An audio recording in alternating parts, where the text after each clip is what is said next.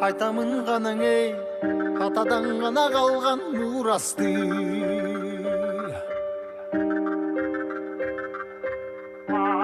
Жаңырып заман ей, жаңымын баба салтын улантты.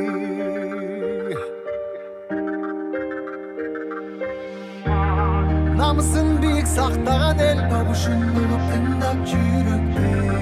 Қадырын түйіп барықтанам ей, қайратынан жанбаған, қалың елді барықтаған. Егемендікті еншілеп өмірін берген бізген қаншадам ей.